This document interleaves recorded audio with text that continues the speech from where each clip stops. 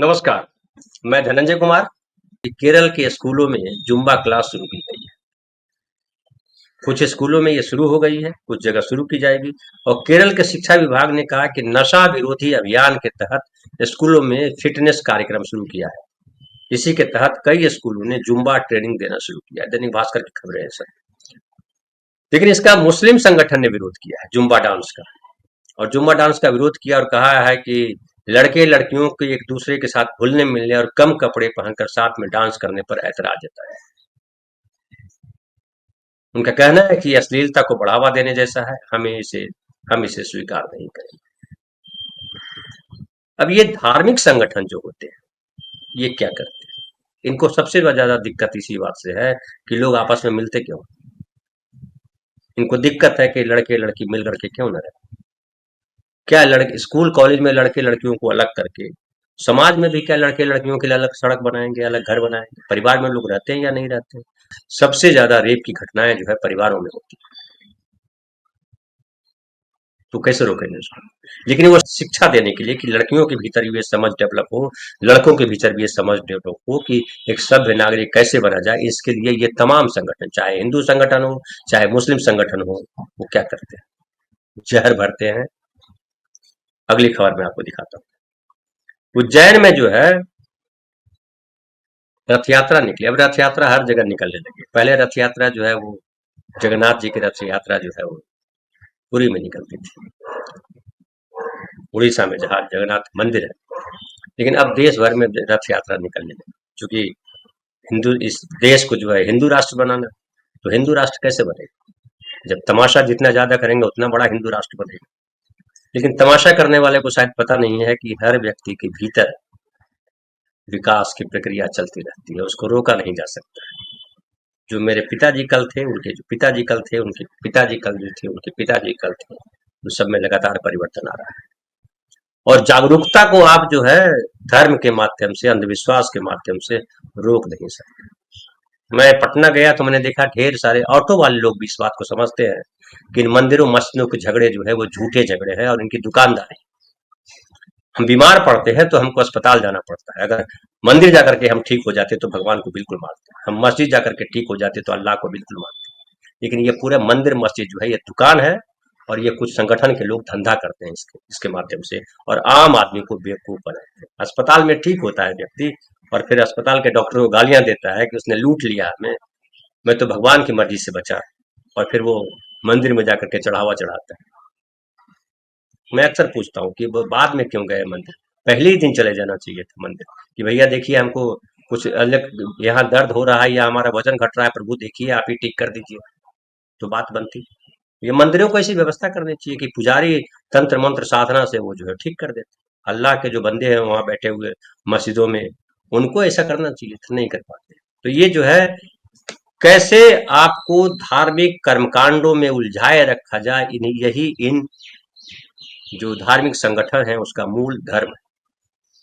वो कैसे आपको अवेयर करें, इस पर बात नहीं करते। विज्ञान के साथ कैसे जोड़ो, इस पर बात नहीं करते हैं। कैसे इनको बेहतर शिक्षा दी जाए, कैसे बेहतर स्वास्थ्य व्यवस्था दी जाए, इस पर कभी आंदोलन नहीं करती है धार्मिक संगठन के। और दुखद ये है कि पिछले कुछ सालों से, कुछ दशकों से राजनीति में धर्म का जबरदस्त प्रभाव हुआ। धर्म का प्रभाव होता तो फिर भी ठीक हो, धार्मिक आडंबरों का प्रभाव हुआ है, और धर्म के नाम पर वोट पाने का, सत्ता पाने का मचा हुआ है। कि कैसे धर्म के नाम पर हम गुमराह करें, इकट्ठा करें, ध्रुवीकरण करें और वोट ले ले और सत्ता में बैठ जाए। लोगों को भी लगता है कि अरे मुसलमान अगर आगे चले गए तो हिंदुओं का क्या होगा, हिंदू आगे चले गए तो मुसलमान का क्या होगा। मैं आ रहा था फ्लाइट में, एक जो है लड़का मिला मुझे, आदमी मिले, वो अबू धाबी में काम करते हैं, मुस्लिम है, समझदार आदमी मुझे लगा। वो जो है हमारे नालंदा के बगल में एक जिला है नवादा, वहां के रहने वाले थे। उन्होंने कहा कि बड़ी मुश्किल है यहाँ, वहां देखिए अबू धाबी में सब मिल करके रहते हैं। कानून बहुत कठोर है, मतलब कानून हर जगह कठोर ही होता है, कानून कठोर ही होता है अगर उसका सही तरीके से पालन किया जाए। लेकिन जब पालन नहीं करेंगे तो कानून क्या कठोर होगा? आप हर चीज की सजा फांसी दे दीजिए। रेप किया फांसी, चोरी की फांसी, मर्डर किया फांसी, झूठ बोला फांसी, भ्रष्टाचार किया फांसी, सबकी सजा फांसी कर दीजिए। उसकी ज्यादा कठोर तो सजा नहीं हो सकती। लेकिन उस जो जिसको फंसाया जाएगा व्यक्ति को, वो रियल कल्प्रिट है या नहीं है, ये पता करने में वक्त लगता है। और सोनम और राजा रघुवंशी की कहानी अगर आप देख पाते होंगे, क्राइम से आपका संबंध है, मतलब आप देखते होंगे, इंटरेस्टिंग लगता होगा आपको, तो मैं बहुत उसको नहीं देखता हूँ। लेकिन मैं देख रहा हूँ पिछले 1.5-2 महीने से राजा रघुवंशी और सोनम रघुवंशी का खेल चल रहा है, कि स्टोरी चल रही है, और रोज नई स्टोरी लेकर के आते हैं पत्रकार। तो ये क्या है? और फिर फाइनली जो है सब गड़बड़ हो जाता है, जो कि बीच में पैसे का प्रवाह रहता है, करप्शन का प्रवाह रहता है, रसूख का प्रवाह रहता है, कई तरीके की चीजें हैं, और फिर फाइनली जो है वही हो जाता है, ठाक के 3 पात। अब देखिए वहां जो जगन्नाथ यात्रा निकली उज्जैन में, उसमें 2 रथ यात्राएं निकली। एक इस्कॉन मंदिर से, इस्कॉन मंदिर अलग है, मेरी वाइफ कल बता रही थी कि इस्कॉन मंदिर में जो कृष्ण है वो गोरे हैं, हमारे यहाँ जो कृष्ण होते हैं श्याम वर्ण होते हैं, श्याम वर्ण, काले। हालांकि विठल तो पूरा काले हैं, लेकिन यहाँ के रंग, हम जो जैसे हम हैं वैसे ही हम भगवान की कल्पना करते हैं। बड़ी अच्छी फिल्म आई थी, अगर आपने देखी हो। फिल्म का नाम है लगे रहो मुन्ना भाई। नहीं देखी हो तो देखिए, बड़ी कमाल फिल्म। संजय दत्त हीरो उसमें है, राजकुमार हिरानी उसके लेखक निर्देशक है, बहुत बढ़िया स्क्रिप्ट लिखी। उसमें है कि वो गांधी को पढ़ता है, वो आदमी पहले टपोरी का किरदार है, और वो जो है जितना उसने पढ़ा है उतना उसको गांधी दिखाई पड़ते हैं, उतना गांधी समझ में आते हैं, क्योंकि दिन रात गांधी में लगा रहता है उसकी प्रेमिका की वजह से। और वो जो है बाद में उसका पर्दाफाश होता है कि आप जो है गांधी आपको दिखाई नहीं पड़ते, उसको दिखते हैं, बाकी सबको नहीं दिखते। तो आया कि ये इसलिए दिखता है, उतना ही वो जानता था, जब सवाल जवाब हुआ तो उतना ही जवाब दे पाया जितना उसने पढ़ा था। जो नहीं पढ़ा उसका जवाब वो नहीं दे पाया, तब गांधी उसको नजर नहीं आते। गांधी से सवाल करता है लेकिन गांधी उसको नजर नहीं आते, गांधी चले जाते। यही ईश्वर के साथ, हम जितना जानते हैं उतना ईश्वर काम साथ देते हैं, जहां भूल जाते हैं वहां ईश्वर चले जाते हैं। कई लोगों को सुना होगा, लोग कहते हैं कि हमको भगवान दर्शन दिए कल। लालू जी ने भी कहा था कि हमको बाबा भोले दर्शन दिए और फलाना काम का। दुर्भाग्य की बात है हमारे देश में कि पढ़े लिखे लोग भी इस तरीके की बातों को फैलाते हैं, जो जिन बातों को कहें कि अंधविश्वास के अलावा कुछ नहीं, भ्रम है।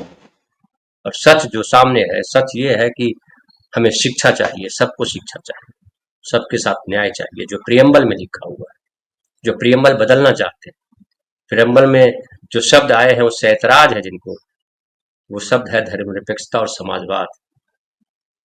ये अलग किस्म की राजनीति है, और ये राजनीति जो है इसलिए है कि आप इन शब्दों में उलझे रहिए। जो मूल सवाल है, सरकार की जो मूल भूमिका, सरकार की भूमिका क्या है? सरकार की भूमिका है कि आप जो आम आदमी का जीवन है उसके जीवन को कैसे सरल, बेहतर और मुश्किलों से बचाकर चलाया जाए, कैसे बेहतर बनाया जाए उसके जीवन को। लेकिन हमारे देश में सरकारें जो है वो आम आदमी के जीवन को मुश्किल बनाने में लगी जाती है। आप जाइए किसी सरकारी दफ्तर में, किसी प्राइवेट दफ्तर में भी जाइए, आपको परेशान करने के तमाम इंतजाम उसके पास है। ऐसे सवाल करेंगे, ऐसे आपको तर्क दे देंगे, आप बोलेंगे ये कहाँ लिखा हुआ, बोले भागता के नहीं इधर से। और वो बदतमीजी से बात करेंगे आपसे, बदतमीजी से इसलिए बात करते हैं कि आप डर जाएंगे, फिर उनको पैसे देंगे, रिश्वत खोर। और भ्रष्टाचार के नाम पर यहाँ बहुत सरकारें बदली हैं। मोदी जी तो भ्रष्टाचार के खिलाफ ही आए थे, अन्ना आंदोलन इतना बड़ा आंदोलन हुआ, लेकिन आपका पर्सनल अनुभव देख लीजिए, क्या भ्रष्टाचार में कमी आई या भ्रष्टाचार बढ़ गया? आप गौर कीजिएगा कि भ्रष्टाचार बढ़ गया। कल मैं देख रहा था कि एक वीडियो था जिसमें कॉलगेट का वो बता रहे थे कि 1 महीने के भीतर कांग्रेस कॉलगेट के जो ब्रश करने वाला जो ट्यूब होता है, जो पेस्ट होता है, टूथपेस्ट, 23% की वृद्धि हुई। उसने लिखा था लड़के ने कि अगर दूध का भाव 2 रुपया बढ़ जाता है तो देश में हंगामा मच जाता है, मीडिया पे चर्चा होने लगती है, टीवी पे चर्चा होने लगती है, दूध का भाव बढ़ गया। लेकिन 23% कॉलगेट टूथपेस्ट का दाम बढ़ गया, कहीं कोई चर्चा नहीं। आप भी नहीं ध्यान देते होंगे किन किन चीजों के दाम बढ़ गए। दवाइयों के दाम किस तरह से बढ़ते हैं, अगर आप दवाई रेगुलर खाते होंगे तो आपको पता चलता होगा कि अचानक पता चला किसी दवा का दाम 50% बढ़ा दिया।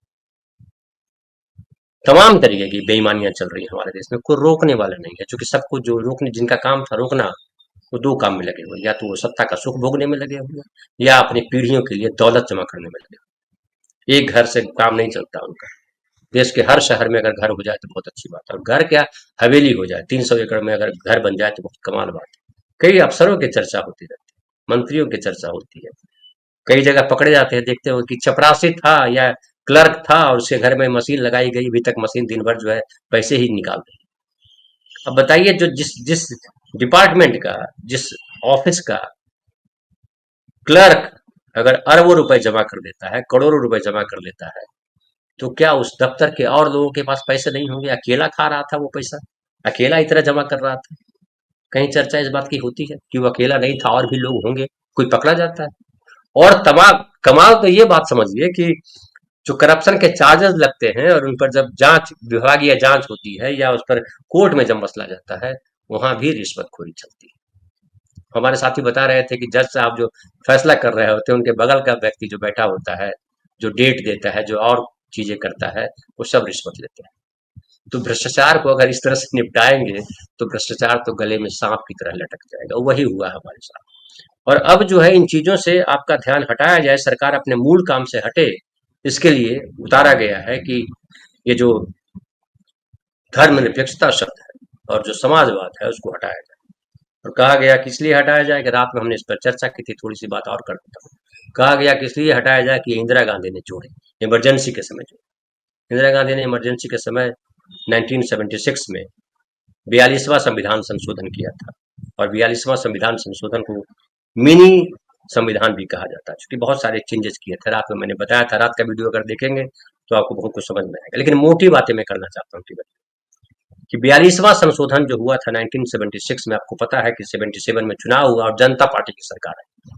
वो जनता पार्टी की सरकार थी जो इंदिरा गांधी के इमरजेंसी के खिलाफ लड़ाई लड़ रहे नेता थे, उनकी बनाई हुई पार्टी थी। जेपी थे और ढेर सारे लोग थे, कांग्रेस से आए हुए लोग थे, बीजेपी से भी, जो बीजेपी आज है, जनसंघ हुआ करता था तब, जनसंघ से दो बड़े नेता अडवाणी जी और वाजपेयी जी थे, और समाजवादी, लोहियावादी, जो अलग अलग पार्टियां हैं उनसे लोग आए थे जुड़ करके, मार्क्सवादी कम्युनिस्ट पार्टी, फलाना कम्युनिस्ट पार्टी, सब लोग जुड़े थे। मतलब कांग्रेस के खिलाफ तमाम विपक्षी पार्टियां लामबंद हुई थी, एक हुई थी, जनता पार्टी बनी थी और जनता पार्टी की सरकार बनी थी 77। 76 में ये लागू किया गया था, जो 42वां संशोधन हुआ था, और 78 में 44वां संशोधन किया गया। 44वां संशोधन में वो जो तमाम चीजें जो इंदिरा गांधी ने संविधान के खिलाफ जो उस अमेंडमेंट में हुआ था उसको रोका। उसमें मूल ये था कि संसद की शक्तियां बढ़ा दी गई थी, न्यायपालिका की शक्ति कम कर दी गई थी। नरेंद्र मोदी जी क्या कर रहे हैं? अगर पिछले 11 साल को आप रीड करते हैं तो आप पाते हैं कि संसद को सर्वोपरि बताया जा रहा है, न्यायपालिका को कमतर किया जा रहा है। इंदिरा गांधी ने वही किया था कि संसद जो कह दिया वो सुप्रीम है, कोई उसको चैलेंज नहीं कर सकता है।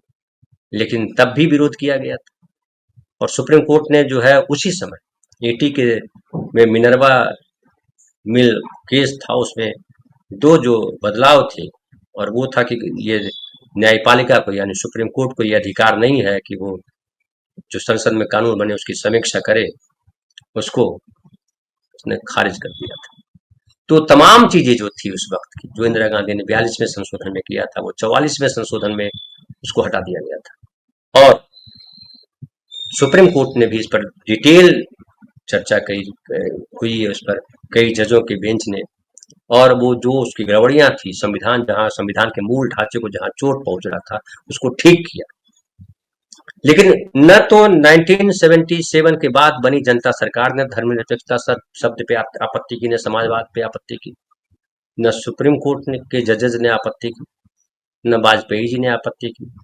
और मैं बताऊं कि ये जो इनकी जो बीजेपी है, जो बीजेपी का जो चुनाव आयोग के पास जो इन्होंने भेजा अपना संविधान बनाया, संविधान बनाते हैं ये लोग, जो संविधान बनाया उस संविधान में भी जो लिखा इन्होंने, मैं स्क्रीन पे आपके लाता हूं। इसमें जो है ये constitution and rules Bharatiya Janata party, article 1, name the name of party shall be Bharatiya Janata party. Article 2 objectives क्या क्या है, उसमें देखिए जो लाल निशान लगा हुआ है ये सोशलिज्म है और सेकुलरिज्म है ना। फिर देखिए नीचे एक कल मैंने आपको दिखाया भी था रात में वीडियो में, अभी भी देखता हूँ दिखाता हूँ, ये गांधीयन अप्रोच इन्होंने लिखा है। और यहाँ लिखा है सर्वधर्म पॉजिटिव सेकुलरिज्म और सर्वधर्म समभाव, इसका जिक्र किया है। बीजेपी के जो जो संविधान है उसमें भी ये बात है। लेकिन मोदी जी जो है वो, या जो अभी का जो आरएसएस है, उसको अति आत्मविश्वास हो गया। उसको लग रहा है कि उसने जो है 11 साल से सत्ता में है और हिंदूवाद उसने खड़ा कर दिया है। तो समाजवाद भी इनको परेशान करता है चूंकि इनको पूंजीवाद चाहिए, इनको धर्मनिरपेक्षता परेशान करता है चूंकि इनको हिंदू राष्ट्र चाहिए। और गोलवलकर जी की बात फिर वो याद करिए, तो उन्होंने लिखा है कि उद्योग जो है, व्यापार जो है, एक दो उद्योगपतियों के हाथ में होना चाहिए, बाकी जनता के पास इतना ही संसाधन होना चाहिए जिससे किसी तरह वो अपना जीवन यापन कर सके। वही चल रही है। 85 करोड़ लोगों को 5 किलो अनाज, मंदिर में घंटा बजाने के लिए, जमा होने के लिए। अब देखिए वहां रथ यात्रा में चप्पल फेंकी उज्जैन में, कहा जा रहा है कि मस्जिद पर चप्पलें फेंकी गई और पुलिस ने शायद उसको जो है रिपोर्ट भी दर्ज की है। अज्ञात लोगों के खिलाफ लेकिन दर्ज की, पुलिस ने इस मामले में अज्ञात लोगों के खिलाफ मामला दर्ज कराया है। अधिकारियों के मुताबिक वायरल वीडियो और आसपास लगे सीसीटीवी कैमरों की जांच की जाएगी और पुलिस का कहना है कि आरोपियों की पहचान होते ही उन्हें गिरफ्तार कर लिया जाएगा। अब आप धार्मिक यात्रा पर निकले हो, अपने धर्म की जय करने निकले हो और दूसरे धर्म के जो इबादत गाह है उस पर चप्पलें फेंकोगे, क्या इसको सही कहा जाए? आपका मंदिर मंदिर, उनका उनकी मस्जिद जो है पवित्र जगह, वो न रहे, ये क्या सभ्यता है? कई लोग गालियां भी देते हैं कि आप लोग कम्युनिस्ट लोग हैं। हम कम्युनिस्ट नहीं, हम आदमी है, इंसान है, नागरिक है और हमारी जो प्रगति है वो नागरिक होने की। ये जो पुनर्जन्म का सवाल है, मैं बार बार लोगों को कहता हूँ कि पुनर्जन्म कुछ नहीं है। पुनर्जन्म हमारी प्रगति है, हमारा विकास है और मरने के बाद पुनर्जन्म नहीं होता है। मेरी संतान जो है वो मेरी अगला जन्म है, इसलिए संतानों के प्रति लोग जो है बड़ा दयालु भाव रखते हैं। जाहिल होते हैं, अपने बच्चों को मार मार के मार भी देते हैं। अभी मैं एक घटना देख रहा था, महाराष्ट्र की कहीं की घटना थी। वो शायद कहीं स्कूल में प्रिंसिपल हेडमास्टर था, उसकी बेटी ने नीट में अच्छे नंबर नहीं लाया और डंडे से मारते मारते मार दिया उसको। ऐसे क्रूर और घटिया आदमी जो है समाज में दुर्भाग्यपूर्ण है। लेकिन उसको बचाने के लिए लोग आ जाएंगे, बचा भी लेंगे, बच भी जाएगा। लोग बताया जाएगा कि हमने ये सोच करके नहीं मारा, आवेश है, पता नहीं क्या क्या होगा। लेकिन ऐसे जो मारपीट करने वाले जो लोग हैं, मूलतः वो जानवर है, जानवर ही मारना पीटना जानता है। लेकिन हमारे देश में मारपीट करना जो है गौरव माना जाता है, हमने उसको पीट दिया। एक और घटना आई थी कि रेलवे में एक बैठने को लेकर के झगड़ा हुआ और 15-20 लोगों का एक ग्रुप ने एक आदमी को मारा, मारते मारते ट्रेन पे ही मार दिया। इस तरह की घटनाएं अक्सर आती रहती हैं। कहीं कोई कुल्हाड़ी से मार रहा है सड़क पे, कहीं कहीं किसी और से मार रहा है। और क्यों इस तरह की घटनाएं बढ़ रही हैं? पूरे देश की हालत ऐसी है, ऐसी घटनाएं क्यों हो रही? चूंकि पूरा सिस्टम हमारा जो है करप्शन में लिप्त है। मैं बार बार कह रहा हूँ, करप्शन में लिप्त है। और कोई कानून, कितना भी कठोर कानून बना लीजिए, न्याय नहीं कर पाइएगा अगर आपके पास इंसानियत नहीं है, संवेदना नहीं है और जमीर नहीं है। बिना जमीर का इंसान इंसान नहीं है, जानवर है, भेड़िया है। और हम भेड़िया बनाने में लगे हुए हैं।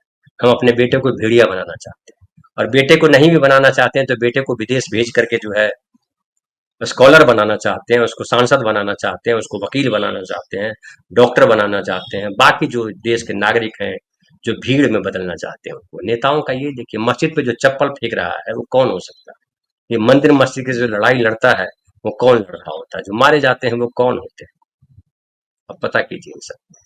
और ये हमको जानना समझना जरूरी है कि शिक्षा और स्वास्थ्य और हमारी नैतिकता, नैतिकता को आमतौर पे जोड़ दिया जाता है वो सेक्स संबंधी चीजों से, कि आप जो है सेक्स को लेकर के किस तरह से सोचते हैं, उसको नैतिकता वो नहीं है। नैतिकता है कि आप इंसान हैं या नहीं, किसी भी मामले में आ जाते हैं। आप दूसरे की पीड़ा को समझते हैं या नहीं समझते हैं। अगर दूसरे की पीड़ा को नहीं समझते हैं तो आप अनैतिक ही नहीं, आप जानवर हैं, मनुष्य होने के हकदार नहीं है। दुर्भाग्य की बात यह है कि हमारे देश में, हमारे समाज में इंसान बनाने की प्रक्रिया बंद हो गई है और हम जो है दर्शक बना दिए गए हैं। कितने व्यूज आए, कितने लोग देख रहे हैं, समाचार जो है वो हमें उकसाने वाला समाचार बन गया। समाचार हमें समझाने वाला समाचार नहीं रहा। डिबेट भी उसी तरह की होती है, मैं देखता हूँ। कई लोग कहते हैं कि आप इतना बढ़िया बात करते हैं लेकिन व्यूज कम रहते हैं। मैंने कहा मैं व्यूज के लिए नहीं करता हूँ कार्यक्रम, और अच्छी चीजों के तलबगार या चाहिए अच्छी चीजों के जानकार कम ही लोग होते हैं। कहीं बाई जी का नाच हमारे गांव में होता है, भारी भीड़ जम जाती है। हालांकि अब तो बाबा की कथा सुनने के लिए भी भारी भीड़ होती है, क्योंकि बाबा की कथा सुनने में भगवान भक्ति का आता है। समाज में भक्ति का आडंबर इतना बढ़ गया है कि टीका वीका लगा के चलिए बोले क्या संत आप बढ़िया, मतलब टीका लग गया, दाढ़ी बढ़ा ली मौलाना ने, टोपी पहन ली, तो इससे पता लगता है कि कितने धर्म परायण है। और धर्म परायण होने का मतलब होता है कि महान व्यक्ति। ये देखिए 5 वक्त के नमाज पढ़ते हैं, ये देखिए पूजा पाठ करते हैं, कितना पुजारी है, ओहो सारे चारों धाम के दर्शन कर लिए, हज भी कर लिए, सब कर लिए, कितने सज्जन है। लेकिन उनके व्यवहार में आप देखिएगा, उनकी व्यक्तिगत कहानी को जानिएगा तो पता चलेगा कि ये वैसे ही रह गए जैसे थे, कुछ बदला नहीं। अल्लाह का, भगवान का नाम तो लेते हैं लेकिन व्यवहार में वो इंसानियत दिखाई नहीं पड़ती है, वो नैतिकता दिखाई नहीं पड़ती है, वो सभ्यता दिखाई नहीं पड़ती है। और ये सबसे बड़ा दुर्भाग्य है। जब तक संवेदना आप में नहीं आएगी, आप कितना भी घंटा बजाइए, चिल्लाते रहिए, कुछ नहीं होने वाला है आपका। ये सबसे महत्वपूर्ण है। बहरहाल फिलहाल इतना ही।